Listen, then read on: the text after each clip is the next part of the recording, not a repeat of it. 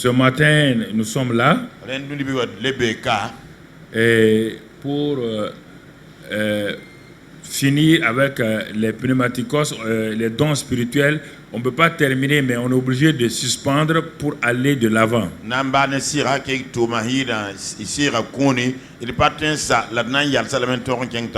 parlé de ça de long en large. Le mardi, on était là, mardi soir.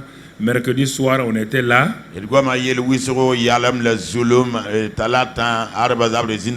Et nous avons dit ce qui peut empêcher que nous puissions, que le Saint-Esprit puisse manifester les dons spirituels. Nous avons vu que parfois nous refusons de nous livrer au Seigneur, alors qu'il nous dit de nous livrer à lui, livrer nos membres, livrer comme des instruments de justice, livrer notre corps lui-même et permettre au Saint-Esprit, par la parole de Dieu, de renouveler notre intelligence. Et nous avons prié mardi et mercredi avec la parole et pour tout cela. Et je crois que ces prières ont été faites pour t'introduire dans la prière personnelle que tu dois faire à la maison. Et plusieurs personnes confondent la vie chrétienne avec la magie des villages, où on nous promet des choses automatiques. Et si le Seigneur faisait toutes les choses automatiquement dès votre conversion, est-ce que vous avez besoin d'aller à l'église encore? Est-ce que vous avez besoin d'être chrétien encore? Vous n'allez jamais adorer ni louer Dieu. Parce que tout sera à votre disposition. Donc, avec ces enseignements de la vie de l'esprit, en particulier les pneumaticos, les dons spirituels, quand je me dispose, comme on a vu, il dit les dons spirituels passent par nos sens pour se manifester. On a vu mardi et mercredi que Dieu dit qui est aussi aveugle que mon serviteur ou mon envoyé, qui est sourd comme mon serviteur. Et ensuite il dit qui veut être comme ma bouche. Donc Dieu nous a montré que c'est le fait que nous ne livrons pas nos sens naturels à Dieu, notre corps à Dieu, que le Saint-Esprit qui est en nous n'arrive pas à manifester.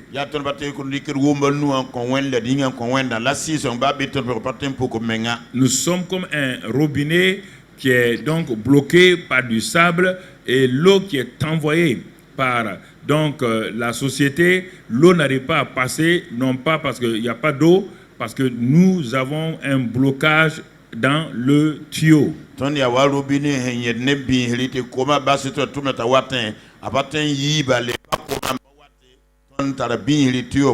Les gens se préoccupent de ce que le Saint-Esprit est toujours prêt. Il ne dort pas. Il ne sommeille pas. Il est toujours éveillé. Mais le problème, c'est à mon propre niveau. Si je ne lui laisse pas passer le passage, je ne permets pas au Saint-Esprit donc de se mouvoir comme cela devrait se faire. C'est moi qui suis frustré. Parce que d'abord, le Saint-Esprit qui est venu à moi a mis en moi une source d'eau vive. Et il veut transformer cette source d'eau vive là en fleuve d'eau vive. Mais le fait que je refuse de livrer mon corps, je veux contrôler ma vie. Je veux faire de ma vie ce que je veux. Jamais au grand jamais. Le Saint-Esprit ne veut pas un concurrent avec lui. Dans le cœur de chaque homme, il y a un seul trône où Jésus est assis. Il n'y a pas un trône avec quelqu'un d'autre, avec un tabouret ou quelque part. Nous devons nous détrôner nous-mêmes. C'est ça, on se dit en se livrant et permettre au Saint-Esprit de manifester la nature divine en nous et au travers de nous. Et quand cette nature-là se manifeste, nous recevons le caractère divin et les dons du Saint-Esprit commencent à se manifester pour l'utilité commune. Ne confondons pas nos talents naturels avec les dons du Saint-Esprit. Les dons du Saint-Esprit viennent de l'Esprit, ce sont des dons surnaturels. Je ne peux pas les commander. Je ne peux pas dire, ah, moi j'ai une parole de connaissance comme ça. La parole de connaissance s'imprègne dans ma pensée, dans mon esprit. Et par la foi, je la donne. Donc, à ce niveau-là, il faut que je me livre au Seigneur. Et c'est ce que nous avons fait mardi et mercredi. Et nous avons dit aussi le mercredi, le mardi et le mercredi, que le baptême de Jésus n'était pas un baptême pour le péché. Parce que Jean-Baptiste était là pour un baptême de repentance des péchés du peuple d'Israël. Mais quand Jésus est venu, Jean-Baptiste l'ayant reconnu, a arrêté sa série de baptêmes. Et il dit, c'est moi Jean-Baptiste qui ai besoin d'être baptisé par toi, car moi je suis pécheur. Jésus dit non. Ce baptême que le Père a permis que tu fasses au Jourdain, c'est pour me révéler. Et pour moi-même, ça va commencer, quelque chose va commencer. Et premièrement, je suis venu pour me faire baptiser. Pourquoi? Parce que le temps est venu pour que je sois un instrument du Père, un instrument d'amour du Père sur la terre. Un instrument de puissance du Père sur la terre. Mais je ne peux pas être cet instrument-là tant que je ne me livrerai pas. Donc mon baptême est un baptême spécial. C'est la mise à fin, c'est-à-dire que je mets fin à mon ancienne vie. Mais qui est une vie sans péché. Hein? C'est-à-dire qu'à partir de maintenant, ma filiation de fils de Marie, de Joseph, mon travail de charpentier, ma propre ambition, mes propres désirs, je viens les enterrer dans le Jourdain. C'est ça mon baptême. Quand tu vas me baptiser, le Jésus ancien va disparaître. Quand je sortirai de l'eau, tu vas entendre quelque chose. Donc Jean-Baptiste l'a baptisé Jésus comme le fils de Marie, de Joseph et le charpentier de Nazareth. Voilà Marie de Dès qu'il sort de l'eau, dès qu'il sort sa tête de l'eau, il regarde vers le ciel, il prie. Et sa nouvelle position commence. La voix du Père retentit. Tu es mon fils bien-aimé, en qui j'ai mis toute mon affection. Donc, Jean-Baptiste vient de comprendre qu'il ne peut plus appeler cet homme-là fils de Marie, ni de Joseph, ni charpentier. Tous ceux qui étaient là viennent de comprendre que par ce baptême-là, une nouvelle vie commence pour ce jeune homme de 30 ans. Mais nous avons dit qu'il y a un baptême qu'on appelle la mort en Christ Jésus et qui doit précéder notre baptême d'eau. Jésus n'avait pas besoin du baptême pour les péchés. C'est pourquoi lui il est parti directement au baptême. Il s'est engagé pour le Père, mort à lui-même, mort à ses ambitions. Nous avons vu mardi et mercredi que dans Romains 6, c'est une révision, que le baptême de Romains 6, mort en Christ, et ressuscité en nouveauté de vie. On ne parle pas du baptême d'eau. Le baptême d'eau est exprimé dans Pierre. C'est l'engagement d'une bonne conscience envers Dieu et envers ce monde-là.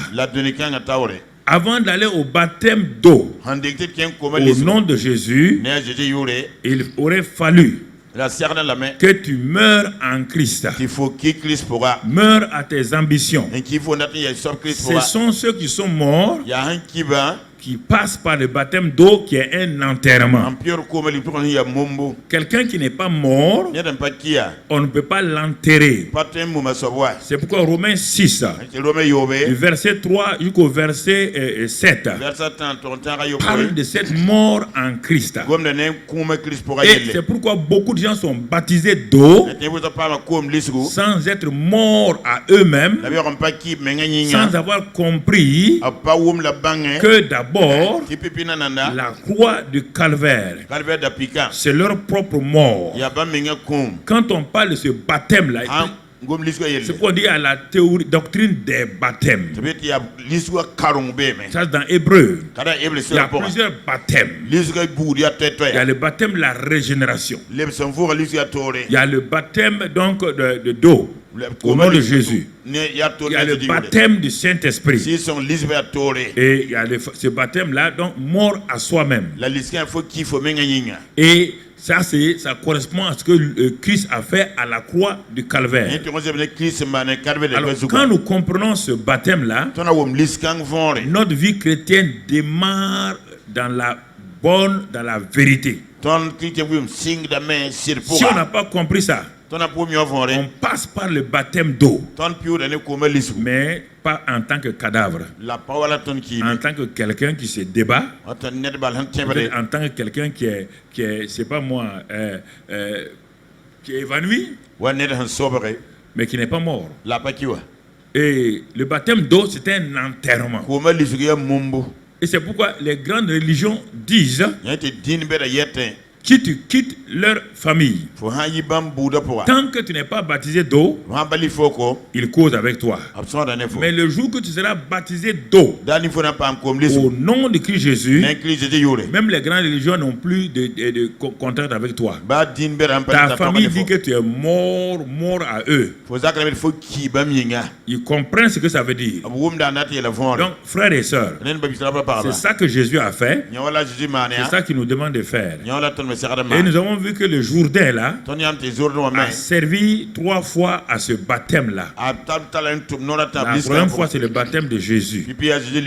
Mais nous avons vu aussi que ce même Jourdain-là a servi au baptême de tout Israël avec Josué. Pour passer du désert pour entrer dans la terre promise. La vie nouvelle qu'ils devaient mener. Ils ont déposé les 12 pierres concernant les 12 tribus. Ils ont enterré ça dans le Jourdain. Le Jourdain s'est ouvert devant eux. Ils ont enterré leur ancienne vie. La vie en Égypte. La vie dans le désert. La vie des rébellions de leur père. La nouvelle génération a décidé. Après la circoncision donc à Gilgal devant le Jourdain. La nouvelle génération dit nous avons été circoncis. Ça veut dire que nous entrons dans une alliance avec Dieu. Josué dit oui, c'est bien. Mais il faut que nous passions à travers ce baptême-là. Donc tout le peuple est passé. Et Dieu lui a dit d'enterrer 12 pierres là-bas qui représentent l'ensevelissement de tout Israël dans le Jours-Dain. Il dit de faire ça en mémoire afin que chaque fois qu'il se rappelle dans la terre promise, ils doivent se rappeler qu'ils n'ont plus de volonté, qu'ils n'ont plus d'ambition, car ils ont tout enterré dans le Jourdain. Et ils sont partis, c'est le deuxième baptême. Le premier baptême, ça qu'on a vu le mardi, mercredi, on a parlé d'Élie et d'Élisée. Ça c'est pour le ministère. Élisée a été appelé à être prophète. Il a suivi un homme pendant 13 ans. L'homme s'appelle Élie, un grand prophète qui a ouvert une école de prophétie avec plusieurs classes. Élisée, quand Élie a jeté le manteau sur ses épaules, il a dit souviens-toi de ce que je viens te faire. Il a dit qu'il a suivi Élie. Suivre Élie parce qu'on a un appel, c'est une chose. Les 150 filles de prophètes qu'on va voir ont aussi suivi Élie. Mais on va voir, est-ce qu'ils vont arriver au Jourdain? Est-ce qu'ils vont traverser le Jourdain? Donc ces gens-là qui ont suivi Élie pour être à l'école des prophètes auront des révélations. Même la révélation que Élie doit être enlevé. Mais comme Élisée les suivait, ils sont arrivés donc à Gilgal. Les étudiants de Gilgal ont révélé cela à Élisée. Ton maître sera enlevé au-dessus de toi. Élisée dit je le sais. Mais c'est pas ça qui m'intéresse. C'est pas son enlèvement seulement. L'enlèvement peut avoir lieu. Tu peux en avoir la révélation. Tu peux voir, plusieurs ont vu Jésus partir. Mais peu de gens sont restés fidèles. Donc, quand ils ont quitté Gilgal, donc le prophète a dit allons à Bethel. Élisée est arrivé là-bas. Les fils des prophètes de Bethel, ils avaient la révélation. Ils ont dit ton maître sera enlevé. Vous entendez, ils disent maître. Mais Élisée n'a jamais dit maître encore. Il ne dit pas maître. Il suit cet homme-là pas en tant que maître. Non. Il a découvert quelque chose en lui. Parce que monsieur a posé donc un manteau sur ses épaules. Et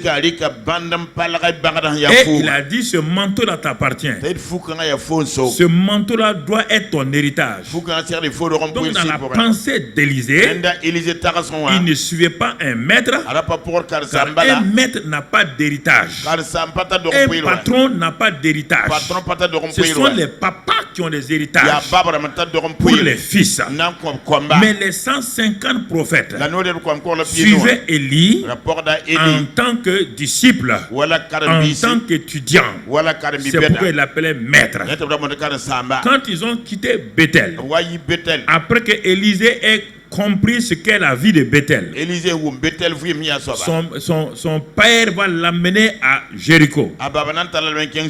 Là-bas encore, ceux de Jéricho disent ton maître sera enlevé. Ouais, il y a deux groupes de gens. Ceux qui voient un père, ceux qui voient un maître. Et vous allez voir la fin tout à l'heure. Après avoir appris le combat spirituel, Élie dit Dieu m'envoie au Jourdain. Un père est toujours fidèle, un fils est toujours fidèle. Mais souvent, pas un travailleur, pas un employé. Un employé, quand il a quelque chose de mieux ailleurs, il s'en va, il n'est pas loyal. Mais les fils sont loyaux. Il a dit non, là où tu vas, je vais là-bas. Donc, il est arrivé maintenant au Jourdain. Au Jourdain, il y avait 50 fils de prophètes. Des gens qui ont progressé. Des gens qui sont allés de l'avant. Mais ils sont arrivés au Jourdain. Quel drame. Ils sont si proches et si loin. Quel drame pour un chrétien d'être si proche du Seigneur, d'être si loin de lui. On peut excuser ceux de Gilgal parce qu'ils sont loin. On peut excuser ceux de Bethel. Ils sont loin. On peut excuser ceux de Jéricho. Ils sont loin. On ne peut pas excuser ceux qui sont arrivés au Jourdain, qui sont à un pas du changement de leur destinée.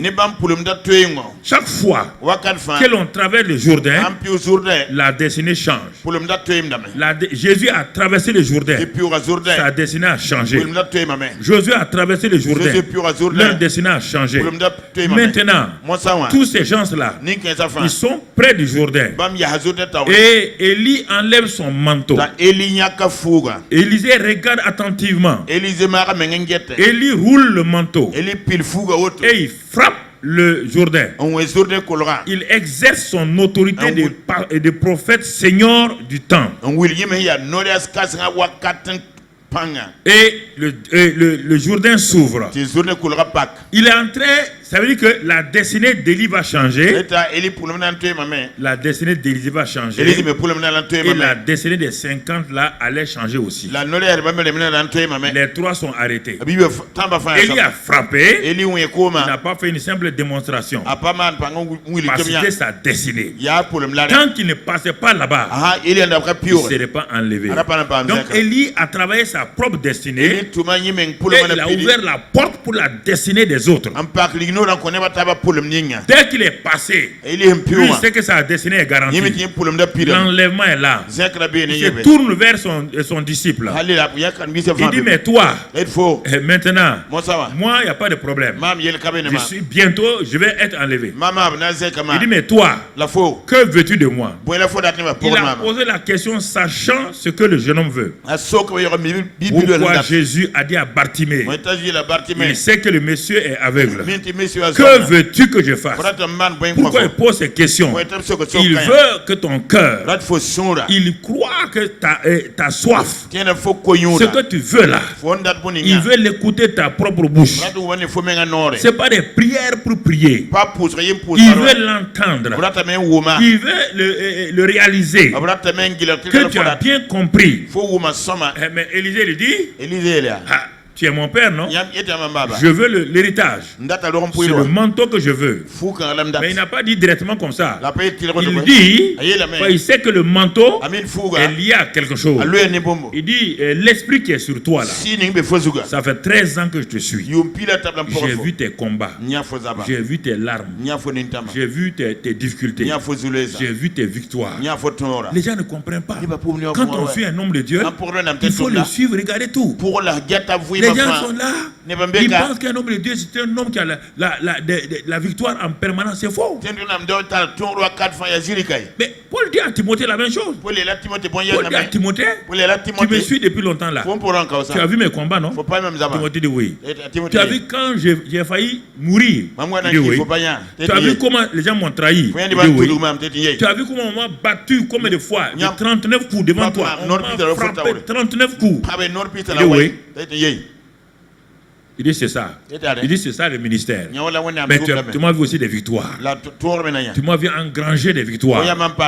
Timothée dit oui. Il dit alors si tu veux me suivre, sache qu'il y aura les épreuves, il y aura des victoires. C'est ça toujours. Une vie chrétienne sans victoire, sans épreuve, n'est pas une vie chrétienne. C'est une religion.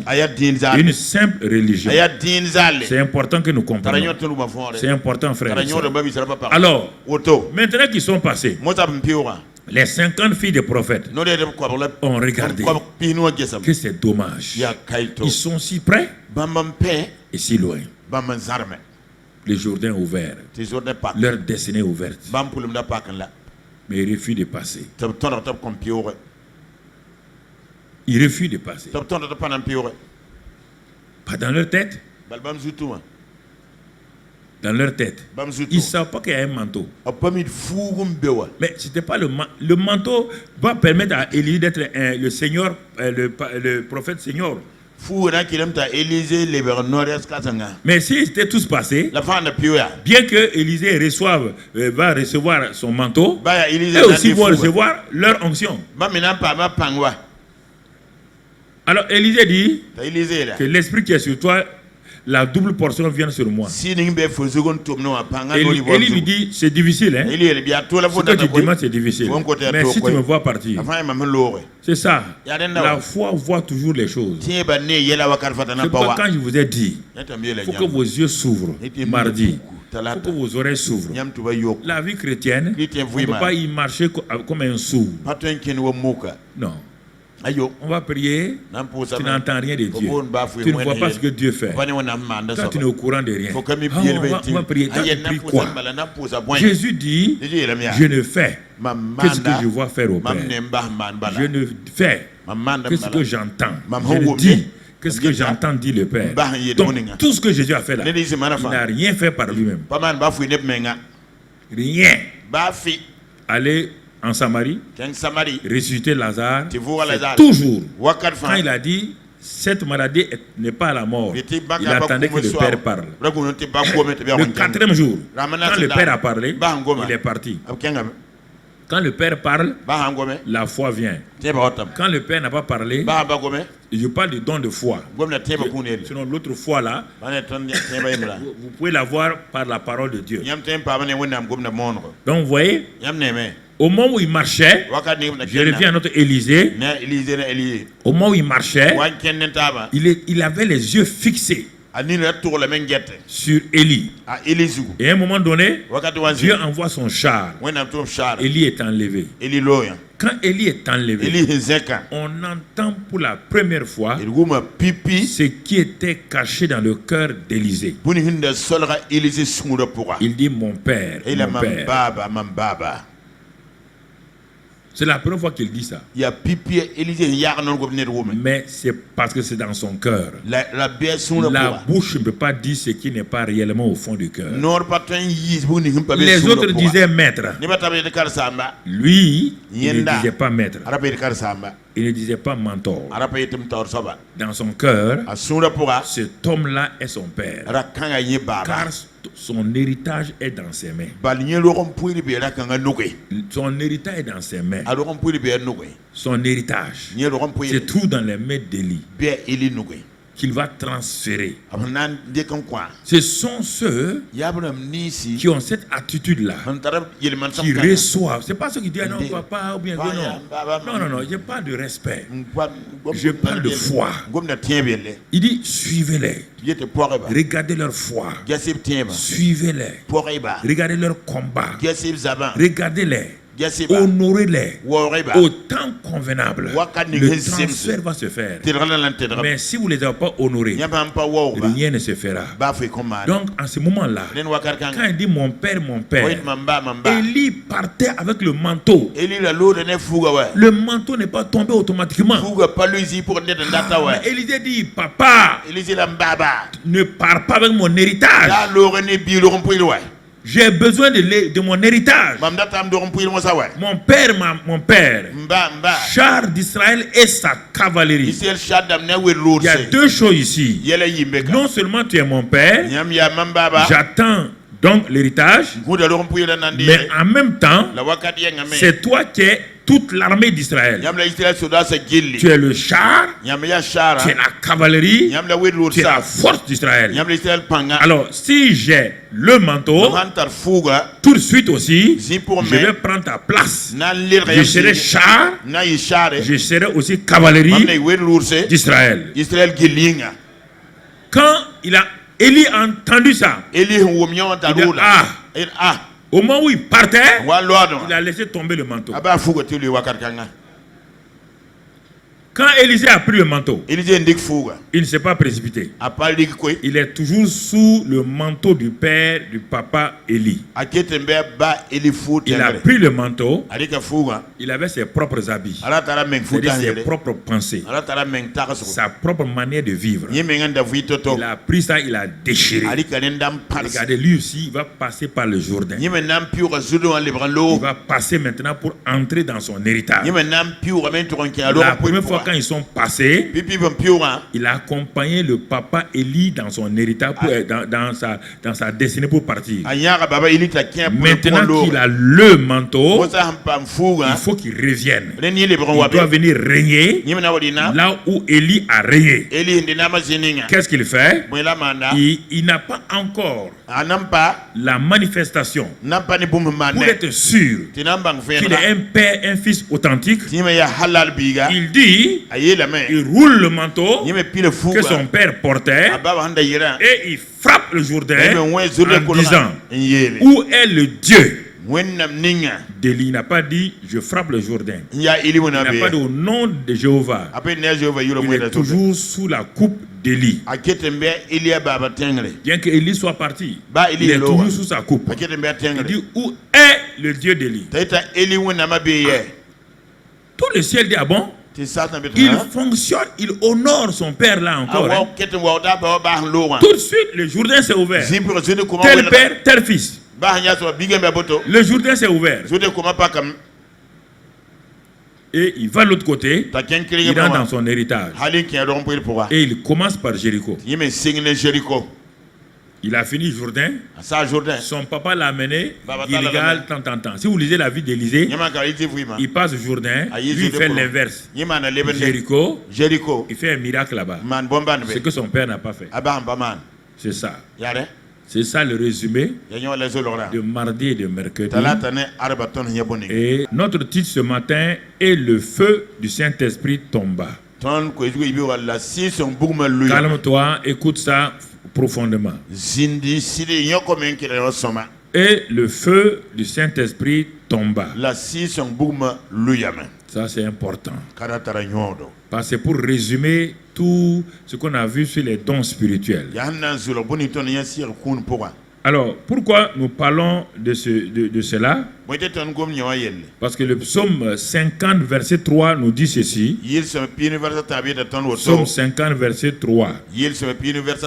Il est écrit là, il vient, notre Dieu. Il ne reste pas en silence. Devant lui est un feu dévorant. Autour de lui, une violente tempête. Nous retenons quelque chose d'important. Il faut faire attention de vous passionner pour les mots. Il faut d'abord les comprendre avant de vous passionner pour les mots qui sont des mots alors que votre cœur n'y est pas là-dedans. C'est le danger des chrétiens. Ils se passionnent pour les grands mots. Oh, il y a feu, mais leur cœur n'est pas dans le feu. Ouvre ton cœur. Nous avons vu la semaine dernière, ouvre ton esprit, ton cœur au Saint-Esprit. Ton yasmen leur pas comme si un soulan conseiller son On te présente ici Dieu. Oui, il faut qu'on wende. On dit quand Dieu vient, quand Dieu est en mouvement. Wennam han kenda. Pas les gens citent ça pour faire bien à... Non, les gens aiment citer des choses c'est pourquoi ça ne marche pas. On te dit, c'est quand Dieu vient. Quand Dieu vient, il ne reste pas en silence. Mais si Dieu ne vient pas, tu as beau dire notre Dieu est un feu dévorant. Mais s'il ne vient pas, tu ne fais que décrire quelque chose qui est statique, qui n'est pas dynamique. Nous parlons ici d'une dynamique. Dieu vient. Dieu est en mouvement. Quand? Lorsque le chrétien là, qui honore Dieu, qui aime Dieu, qui s'est livré là, il est dans un combat. On parle ici de la présence de Dieu dans mon temps de combat spirituel. C'est de ça que nous allons parler ce matin et le feu du Saint-Esprit tomba. Je me suis livré à Dieu. Je crois qu'il vit en moi par le Saint-Esprit. Que les dons du Saint-Esprit sont en moi et je suis maintenant disposé à ce que Dieu les manifeste à travers ma vie. Et me voilà dans un combat personnel, dans un combat, une situation. Je suis en train de prier. C'est là qu'on dit Dieu vient maintenant. Voilà. Dieu va venir quand? Quand j'ai rempli ces conditions-là, Dieu dit bon, attends, je viens. Mais il vient comment? Voilà ce que je veux te décrire maintenant. Il vient, il est précédé par un feu dévorant. Il est entouré d'une tempête, d'un vent. Et si vous remarquez, ces éléments-là sont des symboles très forts du Saint-Esprit.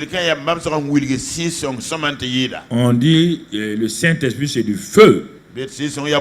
Jésus dit c'est un vent. Donc, de quoi on parle ce matin? Pour que dans les situations difficiles, où tu es dans un combat, dans une situation difficile, il faut que Dieu vienne. C'est-à-dire qu'il manifeste sa présence et sa puissance. Mais si tu ne sais pas comment Dieu vient, le monde spirituel te dit que quand Dieu vient, devant lui il y a un feu dévorant, autour de lui il y a une tempête violente. Quand Dieu vient au secours de son enfant, quand le Saint-Esprit est en mouvement, je ne parle pas dans le lieu secret. Dans le lieu secret, il t'enveloppe. Dans le lieu secret, il te console. Dans le lieu secret, il te donne la paix, la joie. Mais sur le champ de bataille, tu as un champ de bataille. Les ennemis sont là. Les situations sont là. Les esprits mauvais sont là. Dieu ne cajole plus. Il ne caresse plus. Il ne console plus. Sur un champ de bataille, tu dois savoir comment Dieu vient. Il dit qu'il vient avec un feu et un vent. Écoute-moi tranquillement. Calme ta chair. Il vient. Si toi tu ne comprends pas ça, le monde spirituel comprend. Mais toi tu ne le comprends pas. Tu ne comprends pas.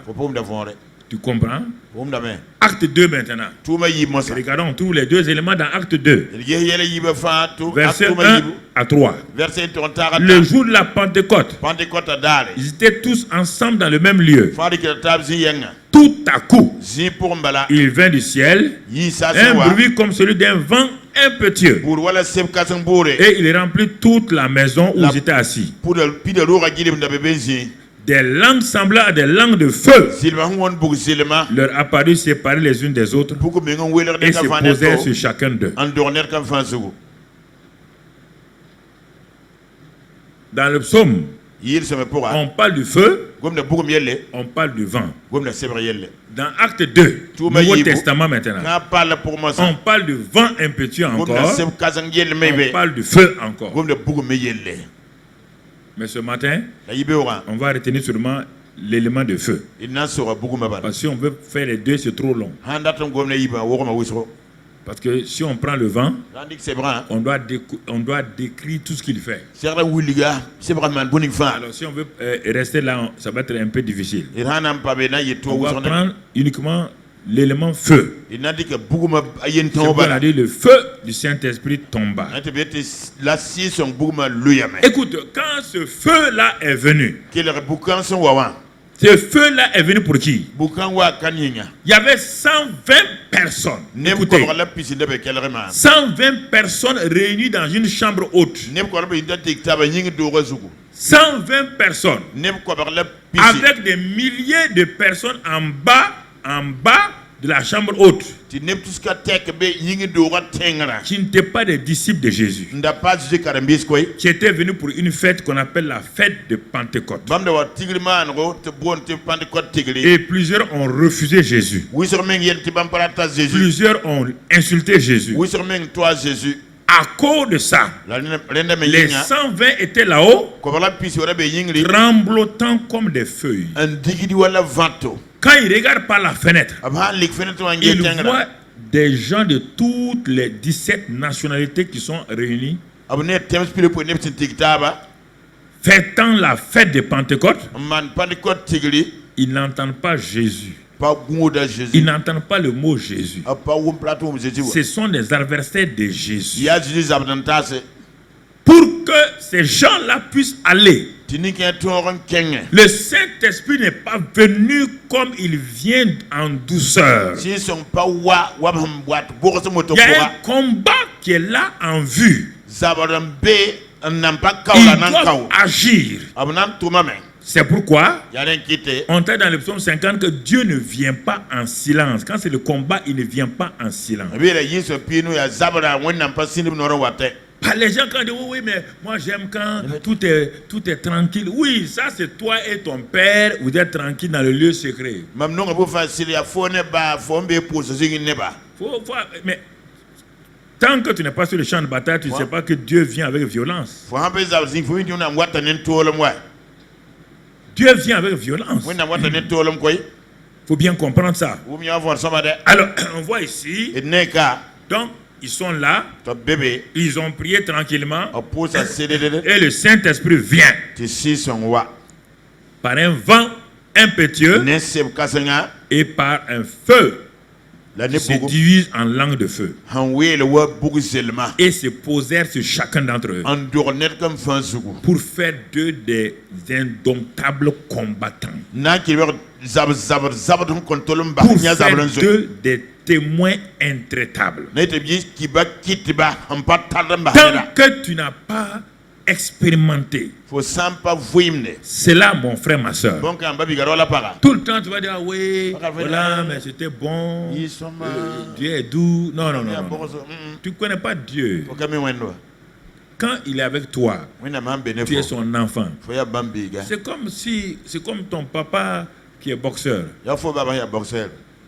Quand il est avec toi, il ne va pas te boxer. Il est ton papa. Mais laisse quelqu'un vienne t'attaquer. C'est papa qui te caressait là. Brusquement, il devient violent. Là, il manifeste ce qu'il est, ce qu'il a. C'est comme ça avec Dieu. Quand tu es avec lui, c'est tranquille, c'est la paix, c'est la joie. Ne reste pas là-bas. Le combat t'attend au dehors et au service et les adversaires et partout où sont les gens, les esprits mauvais, les épreuves qui sont là. C'est pas le Dieu qui console là, qui va aller là-bas. C'est le Dieu guerrier. Il est un vaillant guerrier. puisqu'il est un vaillant guerrier, qu'est-ce qui fait que tu reconnais qu'il est un vaillant guerrier? Le feu dévorant et le vent impétueux. Et on a dit ce matin-là, on va parler uniquement du feu. Comprends cela, mon frère, ma soeur. Ce sont des choses qu'il faut bien saisir.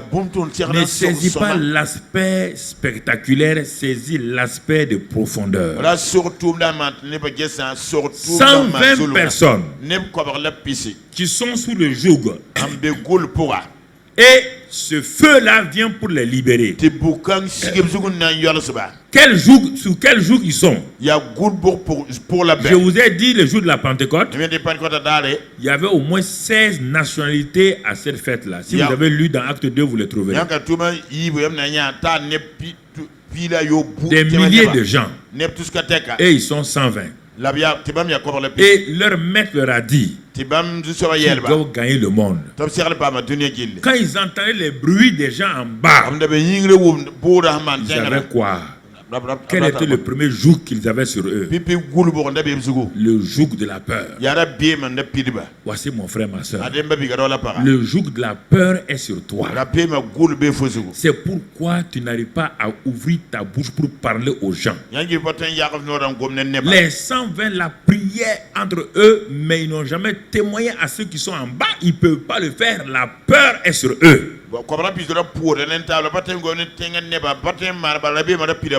L'ennemi a mis sur eux un joug, le joug avec plusieurs dimensions. Premier élément, le joug de la peur. Ensuite, parmi eux, il y avait certains qui avaient le joug de la culpabilité. Parce que la plupart d'entre eux avaient trahi Jésus. Ils étaient sous le joug de la culpabilité. Peut-être tu es sous le joug de la culpabilité à cause des péchés que tu as commis, à cause des situations, à cause de certaines choses. Tu es culpabilisé et ton cœur n'est pas libéré.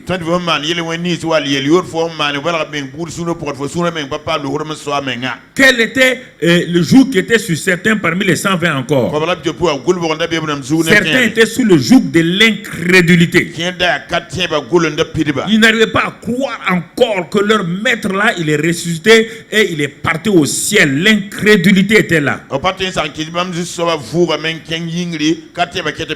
Quel était le joug sous lequel ils étaient et que toi aussi aujourd'hui tu es sous ce joug là?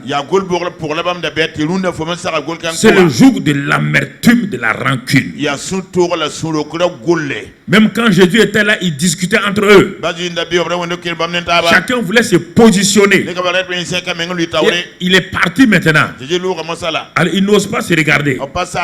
Jean et Jacques. Qui avaient demandé à ce que leur maman avait demandé à ce qu'ils soient l'un à sa droite. Il ne peut pas regarder Pierre. Pierre ne peut pas les regarder aussi. Le joug de l'amertume.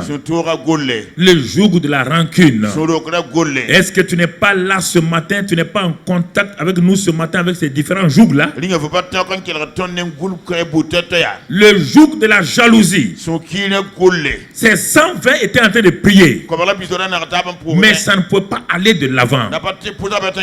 Des gens prient dans les églises avec ces jougs-là. Les réunions de prière, les gens viennent prier. Certains sont sous le joug de la peur. 120 personnes sont en train de prier dans une salle. 1000 personnes prient dans une église. Quand Dieu les regarde, certains c'est sous le joug de la peur qui sont là. Ils viennent prier parce qu'ils ont peur. D'autres c'est la culpabilité. Ils ont tellement failli qu'ils ne savent même plus quoi faire. D'autres c'est l'incrédulité.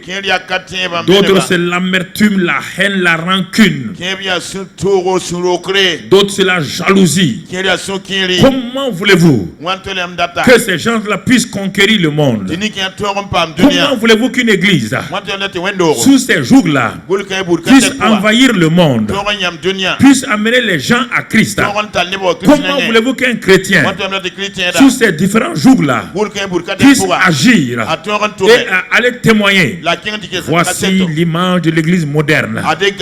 L'église moderne se réunit comme les 120 à la chambre haute.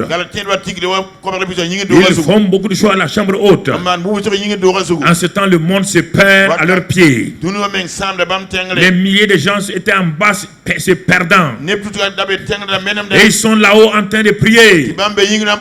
Mais il n'y avait pas le feu encore. Leur vie n'était pas touchée. Est-ce que ta vie a été touchée par le feu du Saint-Esprit? Nous avons parlé, nous avons préparé toutes ces choses. Nous allons entrer dans un mois spécial, le mois de septembre. C'est un mois spécial. Je vais dévoiler le message prophétique la semaine prochaine.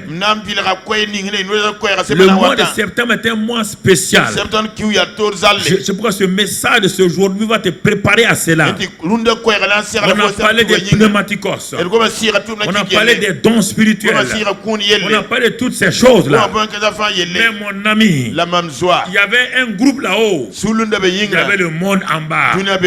Mais il ne pouvait pas influencer le monde. Il priait bien. Il y avait la mère de Marie là-bas. Il y avait tout le monde là-bas. Mais le monde se perdait à leurs pieds. Le monde dans ton quartier se perd. Tes voisins se perdent. Les gens de ton service sont perdus. Les gens de ta ville sont perdus. Et toi tu es en train de prier. Tu es en train de prier pour toi-même. Et sous la culpabilité, sous la peur, sous l'incrédulité, sous l'amertume, le refus de pardonner, sous la jalousie. Et comment tu veux atteindre le monde? Comment tu veux atteindre le monde? Mon frère, ma soeur, à ces gens, Jésus leur avait demandé. Ils sont assis là-haut. Notre maître nous a dit d'aller dans tout le monde entier. Ça, c'est Matthieu 28, verset 18 à 20. Ils ont entendu ça avant de monter à la, à la chambre haute. Il nous a dit d'aller à la chambre haute, d'aller gagner le monde entier, de leur prêcher la bonne nouvelle, de faire de toutes les nations des disciples. Oh, mais Seigneur, le monde me met à côté. On n'arrive même pas à les gagner. Comment on pourra gagner ceux qui sont loin? Regardez. Tu n'arrives pas à gagner ton voisin. Tu n'arrives pas à gagner quelqu'un de ton service. Regarde le problème. Il te manque le feu. Tu manques ce feu. Ils sont là. Ils ont dit, mais comment on va faire? Ils ont regardé Maman Marie. Elle est comme eux. Tous les 120 étaient assis. Ah, il dit ici, là, je n'ai pas de solution. Hein. Mais le monde est à nos pieds. Mais on ne peut pas leur parler. Leurs bruits nous font trembler. Leurs cris nous font trembler. Ils sont en train de crier. Et nous on tremble. Et c'est pourquoi tu trembles. Quand tu entends les bruits, quand tu vois les réseaux sociaux, tu trembles. Pourquoi tu trembles? Parce que le feu ne t'a pas touché encore. Tu n'as pas été touché par le feu. Le feu n'avait pas touché Moïse. C'est pourquoi il bégayait. Le feu n'a pas touché Moïse. C'est pourquoi il était peureux. Le feu n'a pas été touché. Le général d'armée de l'Égypte, le prochain pharaon, appelé Moïse Moussa, n'a pas été touché par le feu. Mais quand il était touché par le feu, regardez le parti, regardez Esaïe, il n'a pas été touché par le feu. C'est pourquoi il bégayait. Son message n'était pas correct. Regardez-le. Quand Esaïe est touché, regardez-le proclamer la parole. Je pose la question ce matin. Tu es un bon chrétien, mais où est le feu? Où est le feu? On dirait à la cendre dans ta vie. Il y avait eu le feu avant. Il n'y a que le cendre. Il n'y a que le cendre. Non. Il n'y a que des brindilles dans ta vie. Il n'y a pas le feu. Le feu est passé. Où est le feu? Chrétien, c'est pourquoi le monde et les démons n'ont pas peur. Ils ne sont pas touchés.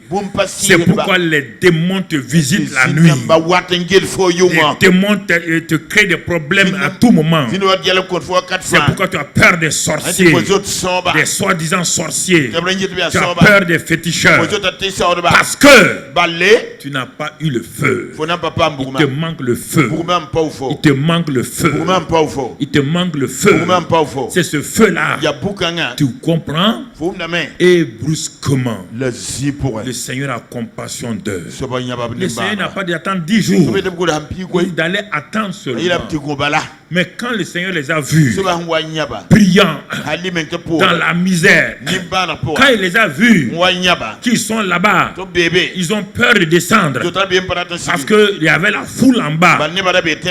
Donc le Seigneur a arrêté toute chose. Il a dit Saint-Esprit, Saint-Esprit, le moment est venu.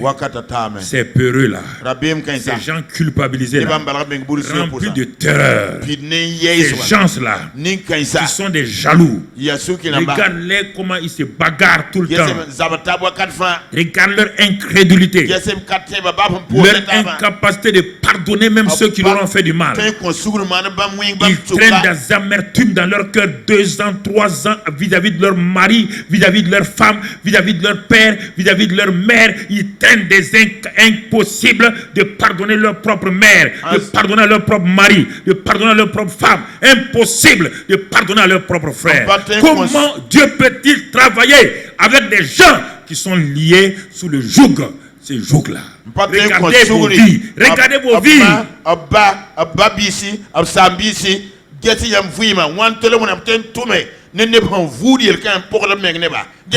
Incapable de pardonner. Incapable de dire je te pardonne. Il faut d'abord viens t'asseoir.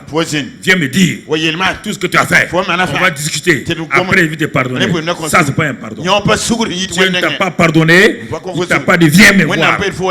Dis-moi. On va discuter, je vais te pardonner. Le pardon ne se discute pas. Le pardon se donne. Frères et sœurs, vous obéissez ou vous n'obéissez pas.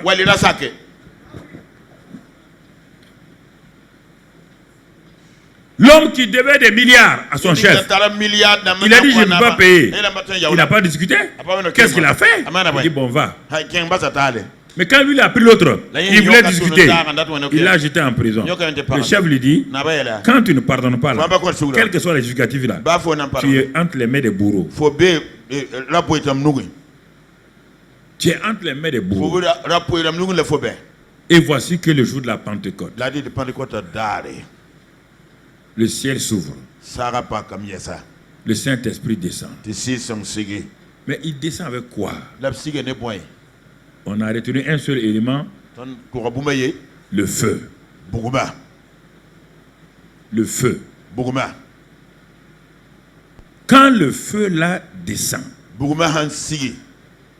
tous les jours qui étaient sur eux là, ces gens qui sont là depuis 10 jours, ils prient. Mais sous le joug de la culpabilité, la peur, brusquement. Quand le feu est rentré, il a dit, le feu s'est déposé sur la tête de chacun.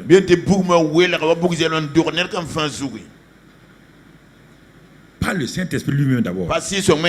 Il a envoyé son feu. Qu'est-ce que le feu a fait? Il est venu. Pour que tu comprennes ce que le feu a fait, mon frère, ma soeur, on va lire dans 1 Roi 18, 38. On va voir ce que le feu l'a fait quand il descend. 1 Roi 18, 38. Et le feu de l'Éternel tomba. C'est d'ici que vient notre titre. Et le feu, ça c'est avec Élie. Le feu de l'Éternel tomba. Et il consuma l'holocauste. Le bois, les pierres et la terre. Tu entends? Et il absorba l'eau qui était dans le fossé. Regardez ici la puissance du feu. regardez, quand vous lisez la Bible là, n'allez pas trop vite. N'allez pas trop vite. Sinon vous devez vous créer des problèmes. Vous lisez, vous voulez comprendre quand le feu vient, qu'est-ce que ça fait. Cherchez un autre passage plus explicatif qui va vous dire quand le feu vient, qu'est-ce que ça fait. Il dit ici, Élie était dans une guerre face à des faux prophètes. Nous avons dit que le feu tombe, on parle de combat. Le prophète est dans un combat. Dieu va venir. On dit que Dieu ne vient pas en silence. On dit qu'on l'a vu dans l'épisode 50, il ne vient pas en silence. Il ne vient pas. Il vient avec le feu et le vent. Mais nous on dit à Dieu, tais-toi, c'est nous qui crions. Ça ne marche pas. Ça ne marche pas. Le feu tomba. Il consuma l'Holocauste. Partout où le feu du Saint-Esprit descend. Regarde. Le bois, tu vas dire c'est facile. Mais il a consumé les pierres et même la terre. Ce n'est pas fini. Regarde ce qu'il va faire.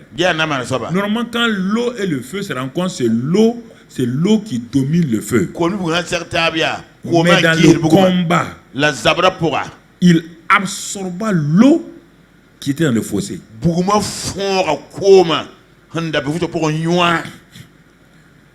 Il absorba l'eau qui était dans le fossé. Ça, c'est la guerre de l'Éternel pour son peuple, pour ses enfants. C'est ça qui s'est passé le jour de la Pentecôte. Quand le feu est tombé, il a consumé, absorbé la culpabilité de Pierre, l'incrédulité de Thomas, tout l'amertume, les jalousies entre eux là. Le feu là a consumé totalement ces choses. Quand le feu est venu devant Moïse, la peur de Moïse est partie. Devant ce feu, son bégaiement va partir. Devant ce feu, son rejet, il dit j'ai été rejeté. Son rejet va partir. Quel est le feu? Quel feu as-tu rencontré? Quel est le feu qui est tombé sur toi? Et il n'y a rien qui a été consumé en toi. Rien n'a été absorbé en toi. Toi, tu es de quelle matière? Ici, on parle de l'Holocauste. On parle de pierre, on parle de terre, on parle de l'eau. Tout ça c'est consumé. Quel est ton problème que le feu du Saint-Esprit n'a pas pu consommer et il te faut des prières de 3 mois, de 6 mois? Ta prière va consumer ces choses-là comment? Je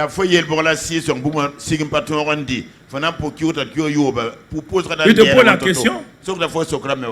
Quand on veut enseigner les gens, l'autre a prié 3 mois. La prière peut consommer le feu? Quelque chose? Tu pries et tu t'attends à ce que le feu vienne. Le feu précède, la prière précède le feu. Mais tant que le feu n'est pas venu là, tant que le feu n'est pas venu là, je vous pose la question. Est-ce que Pierre pouvait descendre? Pierre pouvait descendre?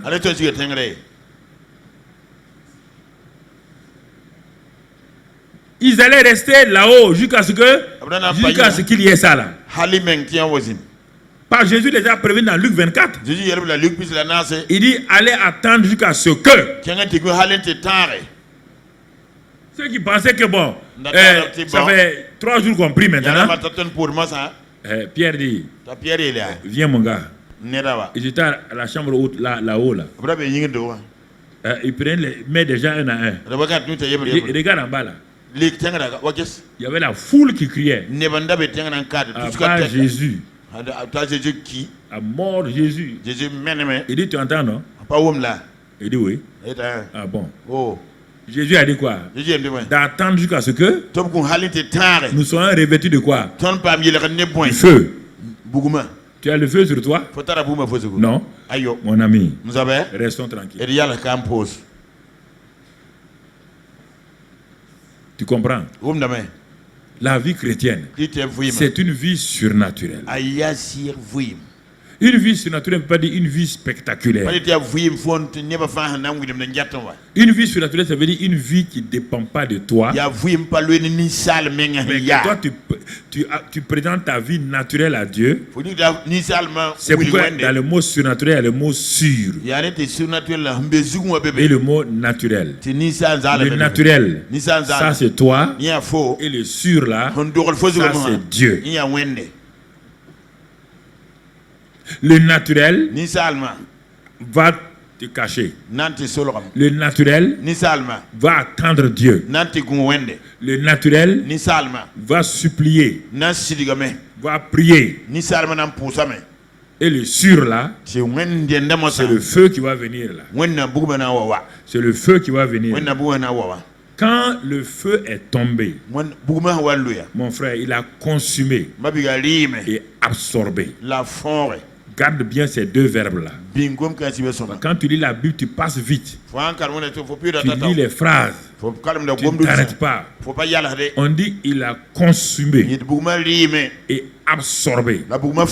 Si tu ne comprends pas ces termes-là, va t'aider avec un dictionnaire. Consumé et absorbé. Tu vas comprendre quelle est la puissance du feu du Saint-Esprit. Regarde Pierre et les gens descendent, les 120 descendre parmi les gens maintenant. Quand leur peur, leur culpabilité, leur incrédulité, tout cela a été détruit. Ce joug a été détruit. Regarde-les descendre. Regarde l'assurance qu'ils ont. Regarde comment Pierre a prêché son premier message le jour de la Pentecôte. Regarde comment les gens ont tremblé, les gens ont été obligés de l'écouter. Ils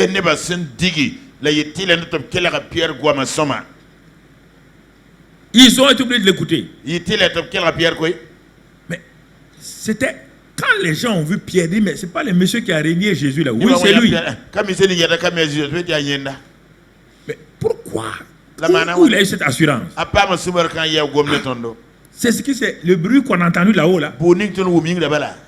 Nous on n'a rien reçu. Ils n'ont rien reçu. Mais ils ont entendu un bruit. Ils ont vu. Et ils les ont vus parler en langue. Il dit quelque chose s'est passé. Quand Dieu vient, il ne vient pas en silence. Dans tes combats, si ce sont tes problèmes là, il ne vient jamais dans le combat. Il vient en montrant tes ennemis que lui il est là.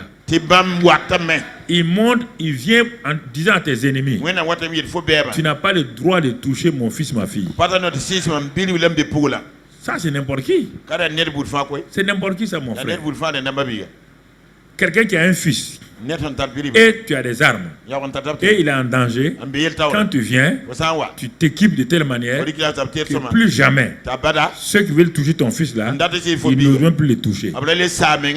C'est comme ça que Dieu se présente. Mais si toi tu ne l'honores pas, toi tu ne le respectes pas, il va venir comment? Tu n'es pas son employé. Faut pas Tu n'es pas un mercenaire. Faut pas tentu Donc c'est pourquoi, frères et sœurs, yana kite me bigara la para nous livrer à Dieu là dikil men ko wenna n'est pas une option, c'est une obligation. ya tila net tonte dikil men ko wen Nous livrer à Dieu là, certains me disent comment, il n'y a pas de comment. Je ne sais pas comment les 10 et les 100 on fait. Moi je ne sais pas. Je ne sais pas. Si tu dois être sur ta tête, je ne sais pas. Il a dit comment? Allez-y attendre. Première chose, ils ont ce qu'on n'attend pas, la bouche fermée au moins. Ils ont prié. Ok. Voilà. Tu comprends? On dit d'attendre. Attends seulement. Mais pasteur, il faut nous enseigner quelle attitude. Moi, je ne sais pas. Moi aussi, j'ai attendu comme ça. J'étais jeune comme toi. J'ai attendu. Moi-même, je n'ai pas été enseigné. Toi, moi, tu es enseigné. Personne ne me disait qu'on fait comme ça. J'étais à genoux. Un soir, je ne sais pas prier. J'ai fini d'étudier. Avant de dormir, je me suis mis à genoux près de mon lit. J'ai mis mes mains sur mon lit là. Et j'étais à genoux. J'ai prié ma prière. J'ai prié ma prière. Et comme je suis un nouveau, je me suis endormi.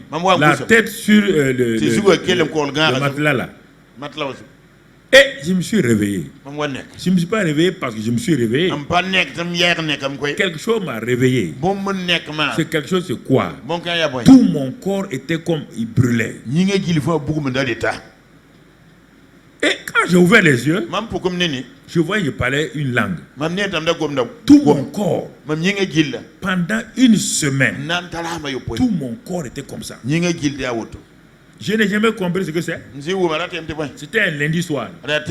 C'est le dimanche. Quand je suis allé à l'église, dès que je suis rentré à l'église, le pasteur m'a vu. Il dit, Mamadou, tu as le Saint-Esprit. Il dit, ah bon? C'est quoi, M. Blanc? On l'appelait notre pasteur M. Blanc. C'est quoi? Il dit, non, je vois qu'il y a une puissance qui sort de toi.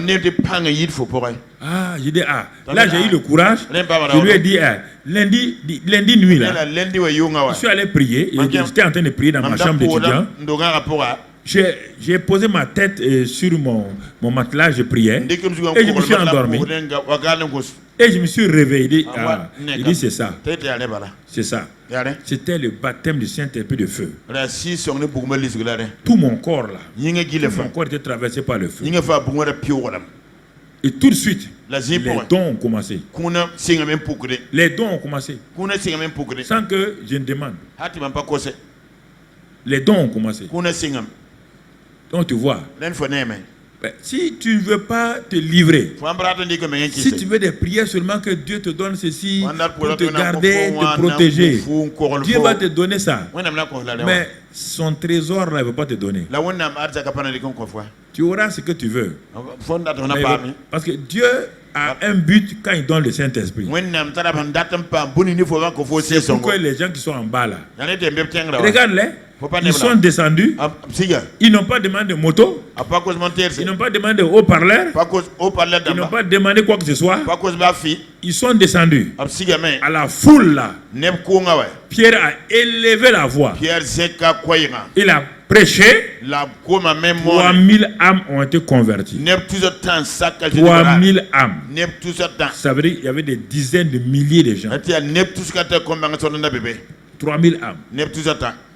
Se sont convertis, se sont donnés au Seigneur. Qu'est-ce qui a fait ça? Le feu du Saint-Esprit qui est tombé sur Pierre l'a transformé, a enlevé la peur, la culpabilité, qui a fait de lui un homme de Dieu, un homme engagé. Donc c'est pourquoi mon frère, ma soeur, il est important que tu comprennes ça. Regarde la même chose quand le peuple était sous le joug des Baals.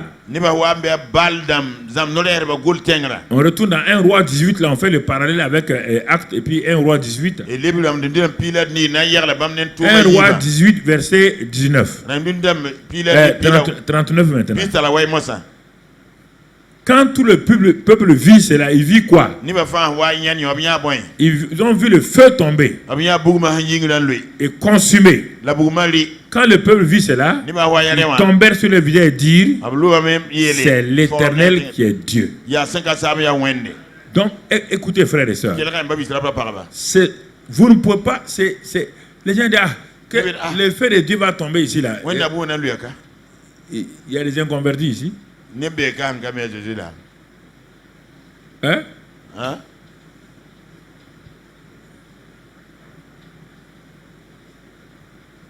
C'est ça le problème. Yanyo me la yela. Le feu de Dieu tombe sur toi parce que Wenda bu le Dieu veut t'utiliser. Bara wona data un téléphone tourné. Ah oui, on a senti, tu as senti, ça t'a fait quoi? Faut Quand tu as où, senti ici, Faut où, quand tu es sorti au dehors, Faut y tu n'as yenga. plus rien senti. Faut pas dire on ba fo ibewa. On ne vient pas à l'église pour sentir. Ni ba wendo ga yewu ni la yin po. Non. Aïe. Parce que dès la première semaine de ma conversion, Ba le pipi se bina mam saka Jésus bala. le pasteur nous a mis au dehors pour évangéliser. Pasteur yele toni yin to mono je goma je. Ils n'ont pas enseigné comment amener quelqu'un à Christ. Pasteur toni ma na wana ki. Ils ont mis des traités dans nos mains, dans les les rues de Toulouse là, Toulouse se ajoute. et centre-ville là. Tenga te suka. Ils ont dit, bon, nous avons une réunion d'évangélisation à 15h. Tontara koy mono tig se zaba 3h. À 14h, tout le monde est là. Zaba 2h yam fa beka. Tous les jeunes. Bon bita fa. Voilà les traités. Ade traité na ma. Toutes les rues là, Soy gil. autour de l'église là, On gubu wendo wa. vous partez évangéliser. Kengen to ram potene ba ben gono Jésus. Ils ne m'ont pas dit qu'il faut dire aux gens. Payel buni la na ibo la ba ne ba. Je suis converti.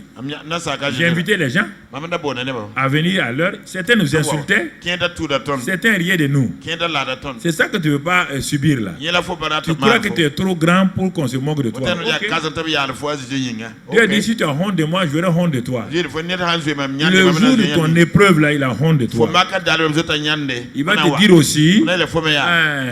quand moi je voulais des gens, Wanda ne tu ba as eu ya. honte de moi. Faut jouer Toi, Nyandema. tu veux qu'on te libère. Moi aussi, j'ai honte de Maman toi. zota nyande fo. Débrouille-toi. C'est meyi. Voilà le problème des gens. Ade ne ba yela. Voilà le problème des gens. Ade yenni ngbe ne ba. Il faut écouter ce qu'on te dit. Ne ndaba yet fo buni nga Ça kila va sama. t'aider. Na songa fo. Mon frère, ma soeur. Mabi ga la para. Tu as vu? Faut pas yana. Il y avait le peuple, il y avait les prophètes de Baal. Bal no le bara bébé.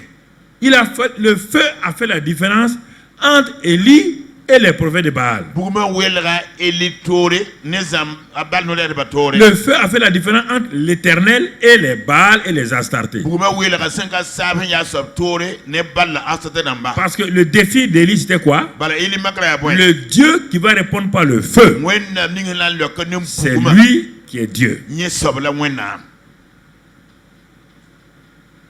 Dans tes défis, Faut yella la warsa pour. dans tes épreuves, Faut marsa pour. le feu de Dieu doit faire la différence. Wenna buma siarwa welga yella tore. Pour que tes ennemis sachent, Ti faut beba bang vugurzanga. que tes adversaires sachent Ti faut dans tata bang vugurzanga. qui tu es. Faut ya nedninga. Mais est-ce que tu t'es préparé? Linga faut serla mengre ne. Le feu n'est pas tombé sur Élie comme ça. Buguma pas lui ejugo to balwa. Toi tu dis le sang de Jésus n'a qu'à venir. N'a qu'à venir quand? Tu as fait quoi? Élie Élie s'est préparé. Élie s'est caché. Élie a d'abord été en contact, en communion avec Dieu avant d'aller exposer Dieu en public. Ce sont ceux qui ont une relation en privé avec Dieu qui peuvent le présenter en public.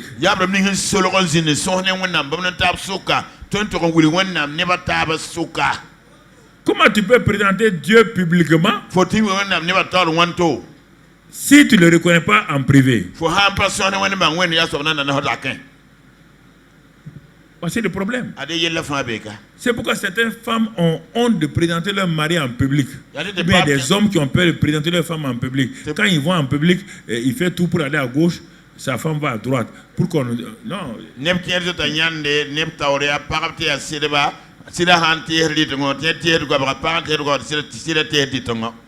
Donc tu vois, le feu est descendu sur les pierres. Ceux qui venus à la fête de Pentecôte ont vu la différence. Ils sont là.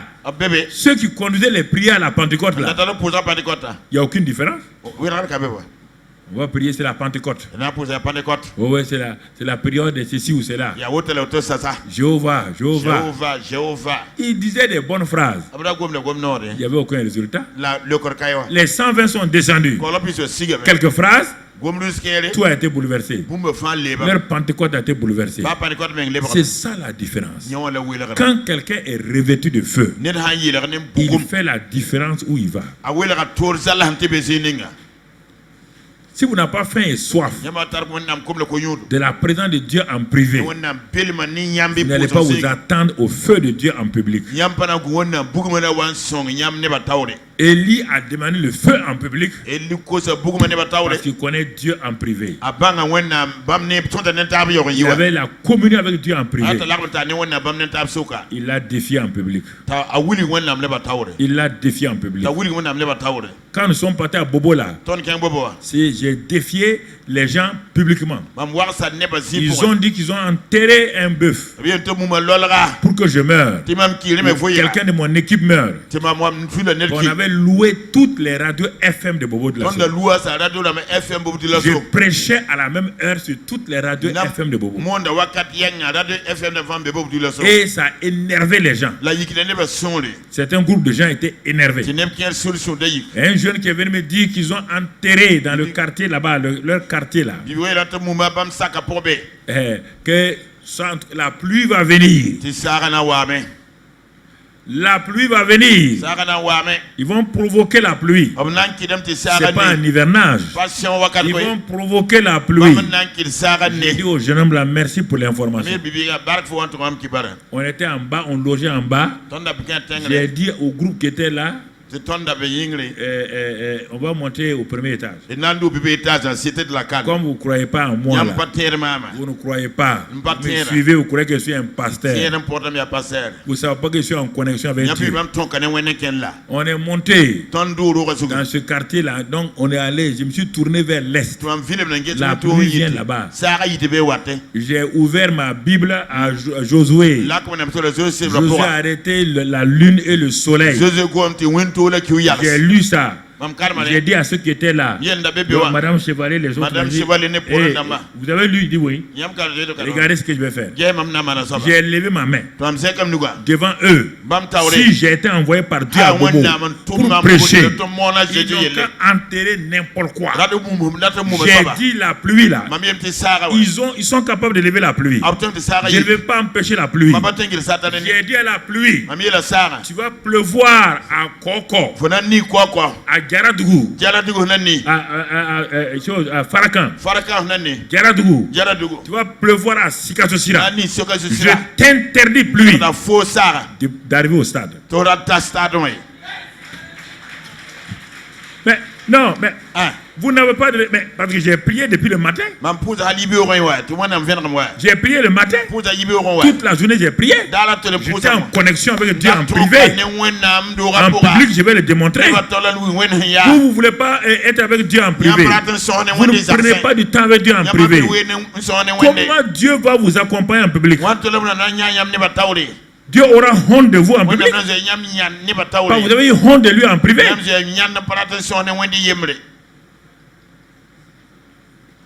C'est ça qui s'est passé. Quand mon chauffeur Feu Traoré est venu, j'ai dit, ils n'ont qu'à partir. Il est venu me prendre. Il dit, Traoré, ça va? Il dit, hé, pasteur. Comme il parlait à Gula, il dit, lui, il est venu sous la pluie. Mais quand il quittait le stade là, il n'y a pas de pluie. J'ai dit, Traoré, on va retourner. Il n'y a pas de pluie. On est retourné. Pendant 2 jours, ils ont attaqué comme ça. Le dernier jour, ils ont sorti une femme toute nue. Ça n'échoue pas. Ils ont dit comme ça. Il dit ok. Vous voulez mourir cadeau? Ok. C'est son fils unique qui est mort. Si vous ne croyez pas votre Dieu en privé, vous avez honte de lui. Vous êtes incrédule. Vous ne laissez pas les jougs être brisés. Vous ne pouvez pas en public défier qui que ce soit. Les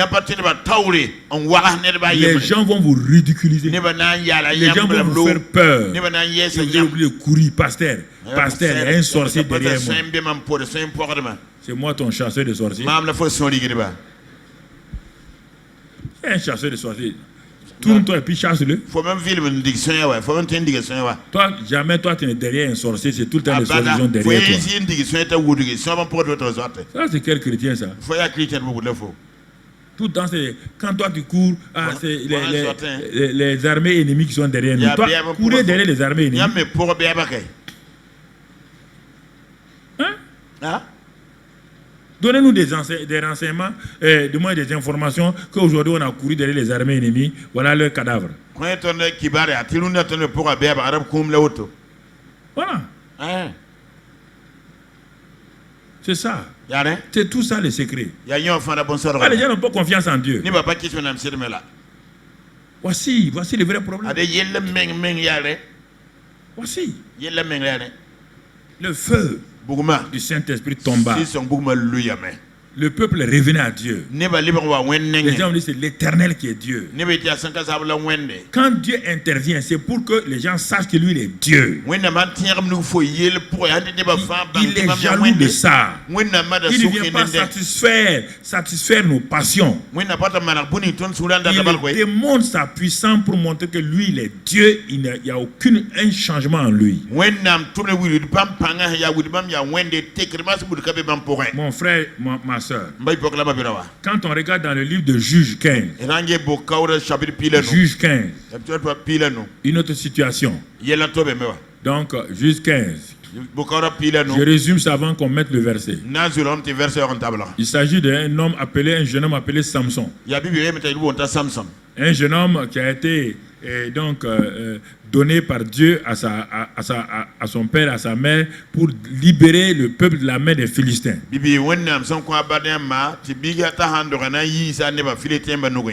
Regardez, c'est étrange. Hein?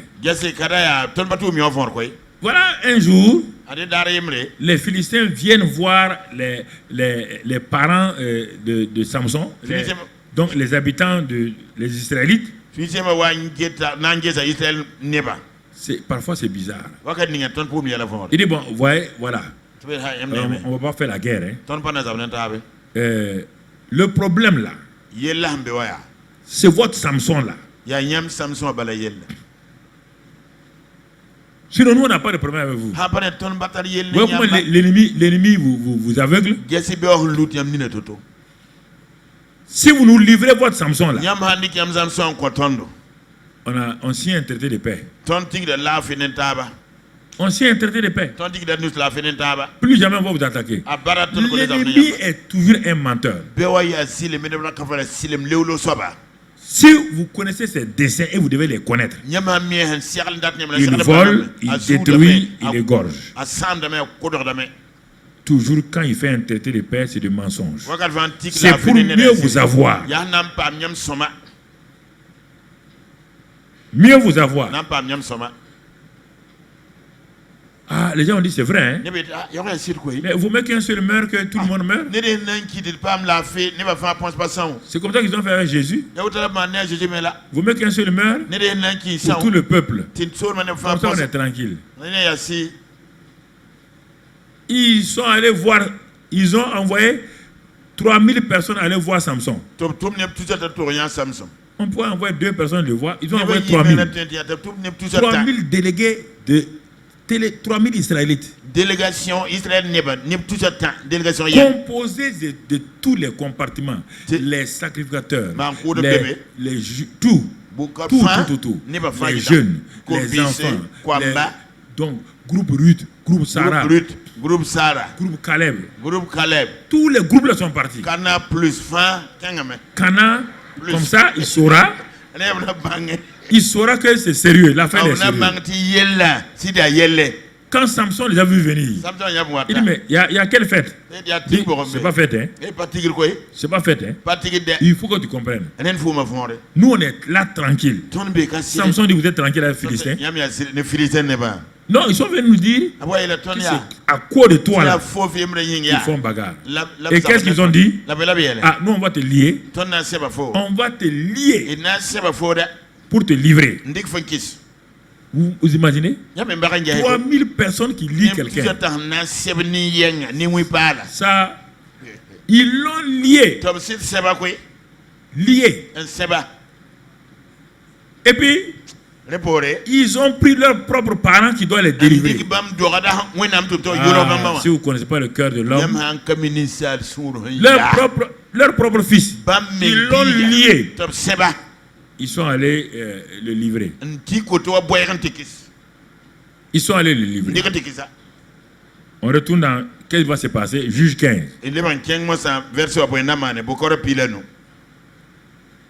On va aller un peu plus... alors les Philistins se mirent en marche, campèrent en Juda et s'étendirent jusqu'à Léchi. Les hommes de Juda disent pourquoi, etc. Bon, on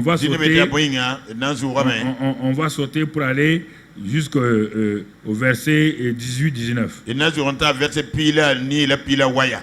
Et disons le verset 14. Prenons le verset 14. Voilà. Lorsque Samson arriva à Léchi, les Philistins poussèrent des cris à sa rencontre. C'était Samson, est-ce qu'il est libre? Il est quoi? Lié. Alors, l'esprit de l'Éternel le saisit. Les cordes qu'il avait au bras devinrent comme du lin brûlé par le feu. Les cordes que 3000 personnes ont liées là. Quand le Saint-Esprit est venu, il est venu à son feu. Et les cordes là sont devenus comme du lin. Et ses liens tombèrent de ses mains.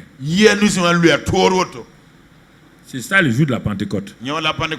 Tous les jours qu'ils avaient là, quand le Saint-Esprit est descendu, les jougs là sont partis. Samson a un joug, des cordes à ses mains. Et la mort est là. Sa destinée est finie. Lui qui avait été envoyé pour libérer son peuple, il va mourir. Sa destinée est finie. Il est lié. Mais vous allez voir, si c'est l'Esprit de Dieu qui est là, si Dieu vient, il ne vient pas en silence. Il est dévancé par le feu. Il est entouré par le vent. C'est ça qui se passe. Le feu de Dieu tombe. Ça a brûlé Samson. Regarde comment le feu de Dieu est. Il est intelligent. Ça a détruit ses bras. C'est ça. Le feu de Dieu, quand il vient, il sait pourquoi il vient. C'est le feu du Saint-Esprit. Il sait pourquoi il est là. Il ne détruit pas le peuple. Certains ont peur du Saint-Esprit. Le Saint-Esprit ne détruit pas. Le Saint-Esprit ne détruit jamais. Quand il vient pour détruire les jougs, les cordes qui sont dans ta vie. Et il le fait par son feu. C'est pourquoi ce matin, peuple de Dieu, toute corde satanique, écoute-moi maintenant, toute corde satanique dans ta vie, maintenant, je le proclame, est brûlée par le feu du Saint-Esprit. Écoute-moi maintenant. Si tu crois ce matin, tu ne dois pas quitter ce lieu-là comme tu es venu. Je proclame maintenant que toute corde corde qui se trouve maintenant dans tes mains sur le plan financier et professionnel, qui t'empêche d'opérer correctement, je proclame ce matin, cette corde est brûlée au nom de Christ Jésus. Le feu du Saint-Esprit vient sur toutes tes cordes là au nom de Christ Jésus. Je proclame ce matin que toute corde que l'ennemi a mis à tes pieds pour t'empêcher d'avancer, de progresser, d'entrer dans ta destinée, ce matin, ces cordes-là sont brûlées au nom de Christ Jésus. Ce matin, écoute-moi, pour que tu puisses faire comme Pierre, comme Élie, comme Ésaïe, comme Moïse. Il faut que le feu du Saint-Esprit entre en action ce matin, entre dans ta vie ce matin. Mon frère et ma soeur, toute corde qui a lié ton mariage et ça te fait tourner, tu n'arrives pas à entrer dans le mariage. Ce matin, je proclame que pour la dernière fois, tu regardes ces cordes-là, ces cordes sont brûlées au nom de Jésus. Ce matin, je proclame tout joug de stérilité primaire ou secondaire, où tu n'as pas de garçon, tu n'as pas de fille. Ce matin, je proclame que tous ces jours-là qui pèsent sur toi, qui ont lié ton sein, qui empêchent le garçon de venir ou la fille de venir, ce matin, au nom de Christ Jésus, je mets le feu du Saint-Esprit sur ces jours au nom de Christ Jésus. Ce matin, tout joug t'empêchant d'entrer dans ton succès scolaire, dans ton succès, pour les différents concours, dans ta promotion, parce que tu es dans l'injustice, toujours que les ennemis, les adversaires ont placé sur toi, tes patrons ont placé sur toi, j'ai l'autorité ce matin, je proclame et je mets fin à ces jours-là au nom de Jésus.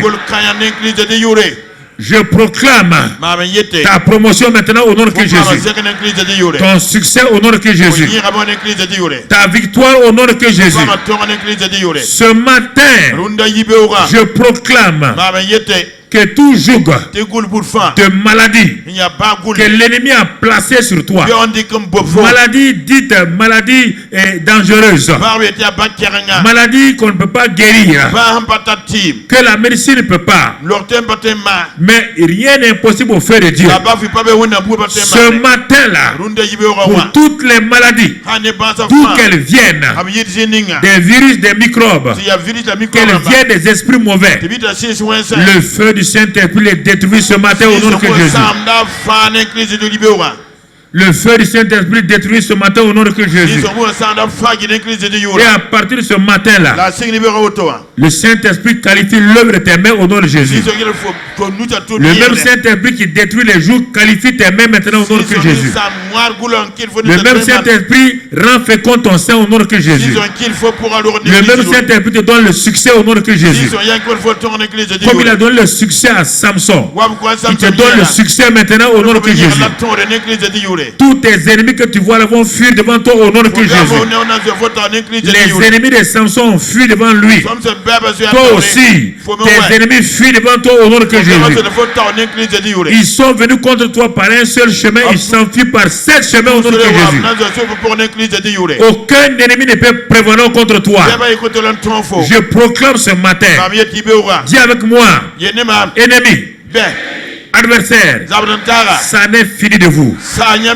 Le feu du Saint-Esprit est sur ma vie pour détruire tous les jougs que vous avez placé sur ma vie, ce matin, je suis libéré des jougs humains, des juges sataniques venant des esprits mauvais, et j'entre dans l'héritage de Dieu.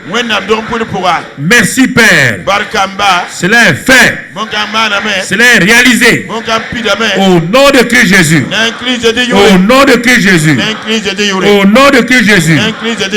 Amen, amen, amen. Assois-toi, assois-toi, assois-toi, assois-toi mon frère.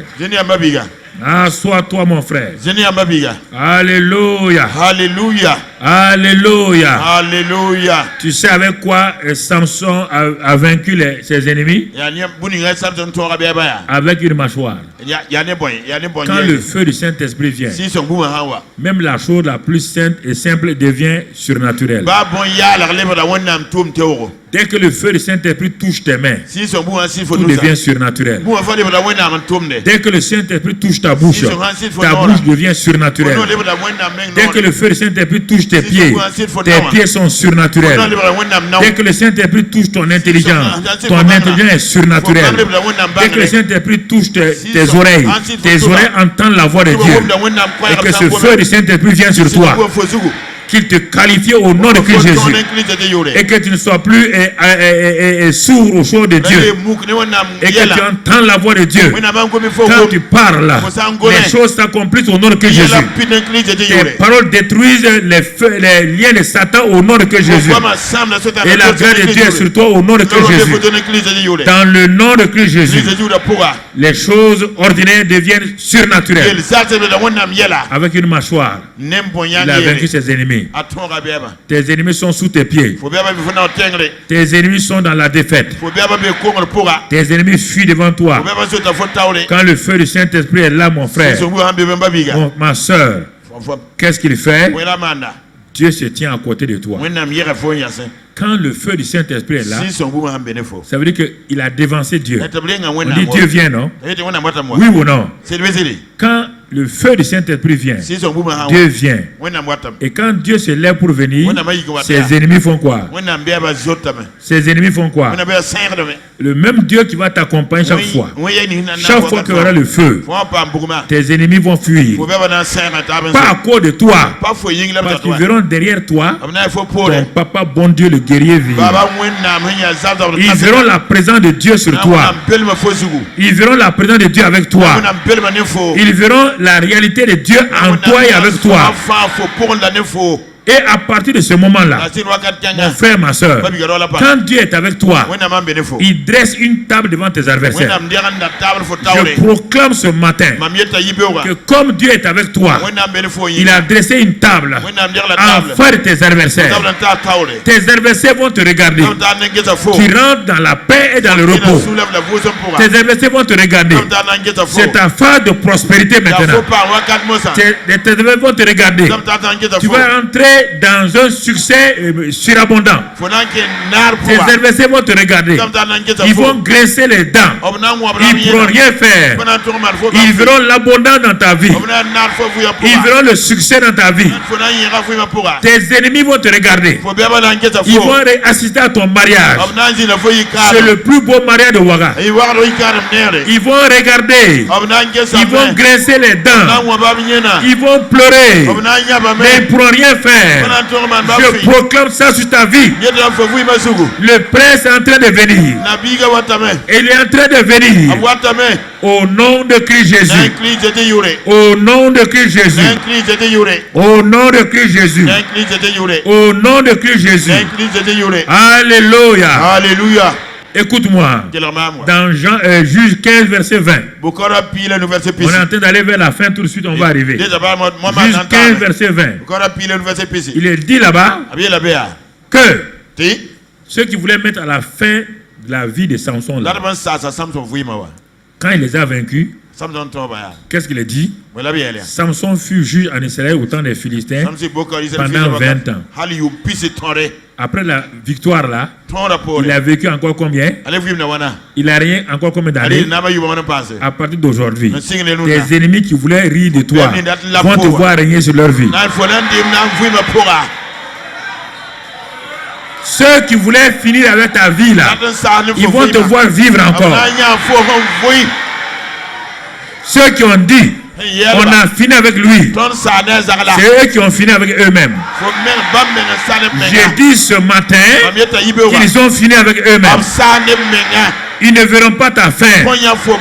C'est toi qui verras leur fin. Dans le nom de Christ Jésus, je proclame ça ce matin-là. Je proclame ça ce matin-là. Je proclame ça ce matin-là. Ceux qui ont décidé de mettre fin à ta carrière, ils vont te voir élevé au-dessus de leur tête. Tu seras bientôt leur chef. Tu vas monter sur leur tête. Ils vont te voir là-haut et ils seront en bas. Ceux qui ont décidé de t'éjecter de la fonction publique, de l'entreprise, ils vont être éjectés eux-mêmes. Et ils vont te voir enraciné au nom de Christ Jésus. C'est cela. Là où est le feu de Dieu, Dieu même est présent. Il est présent avec toi partout. Il va t'accompagner partout. Il va te conduire partout. Partout où tu vas, il sera présent lui-même. Il dit, je suis avec toi. Je ne t'abandonnerai point. Je ne te délaisserai point. Jusqu'à ce que j'ai accompli mes destinées sur ta vie. Dieu ne ment pas, mon frère. Dieu ne ment pas. Dans le psaume 126, il a dit qu'il va remplir ta bouche de rire. Tu vas rire des ennemis. Tu vas rire des ennemis. Tu vas rire des ennemis. Tu vas rire des ennemis. Dans le nom de Christ Jésus. Parce que le feu du Saint-Esprit tombe. Quand il tombe, Dieu entre en scène. Et quand Dieu entre en scène, les choses changent. Au nom de Christ Jésus. Au nom de Christ Jésus. Au nom de Christ Jésus. Assois-toi. Je vais te lire un dernier passage et on va arrêter ce matin. 1 Samuel 2, verset 1. Et dit, quand Anne, tu vois maintenant, elle est sortie vainqueur de son épreuve. Regarde ce qu'elle a dit. Il faut dire ça tout le temps. Il faut dire tout le temps. Il dit, mon cœur se réjouit en l'Éternel. Mon force a été relevée par l'Éternel. Même c'est devenu un chant. Je crois que cette partie est devenue un chant. Ma bouche est ouverte contre mes ennemis. Car je me réjouis de ton secours. Nul n'est saint comme l'Éternel. Il n'y a point d'autre Dieu que toi. Il n'y a point de rocher comme notre Dieu. Tout ça c'est devenu un cantique. Que des chantres ont mis ça pour chanter. Il dit, ne parlez plus avec tant de hauteur. Que l'arrogance, il parle à ses adversaires. Que l'arrogance ne sort plus de votre bouche. Regarde ce qu'elle dit. Car l'Éternel est un Dieu qui sait. Et par lui sont pesées toutes les actions. L'arc des puissants est brisé au nom de Jésus.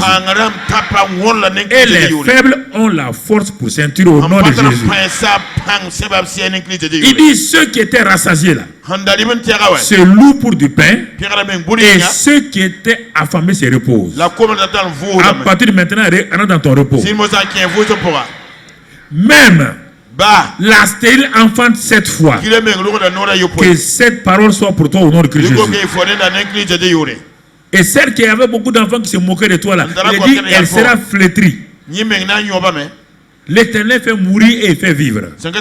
Il fait descendre au séjour des morts et il en fait remonter. C'est pourquoi ceux qui pensent que tu es déjà enterré, tu es déjà ressuscité. Ah, il faut leur dire, il y a un cercueil pour vous, hein. Voilà. L'Éternel appauvrit et il enrichit.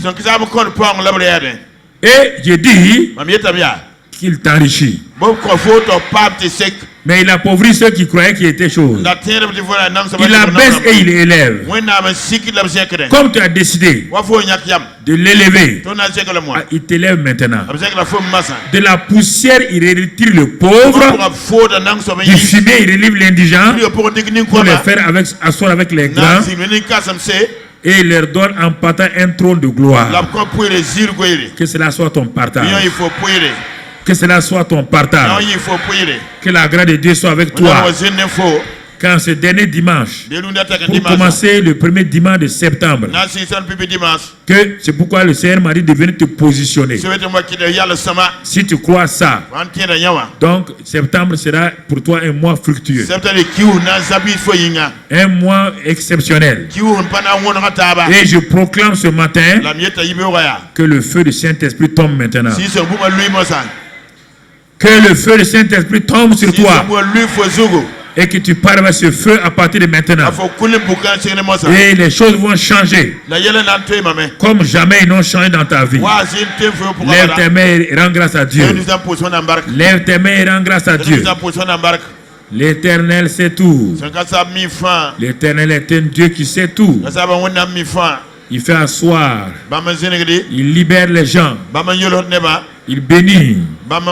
Il fait grâce. Il est un Dieu merveilleux. Il est celui qui n'a point changé. Il est l'alpha et l'oméga. Il est le tout-puissant. Il est El Shaddai. Il est El Roy. Il est le Dieu Jéhovah Shammah. Jéhovah Sidkenu. Le Dieu qui n'a point changé. Dans le nom de Christ Jésus. Dans le nom de Christ Jésus. Dans le nom de Christ Jésus. Dans le nom de Christ Jésus. Dans le nom de Christ Jésus.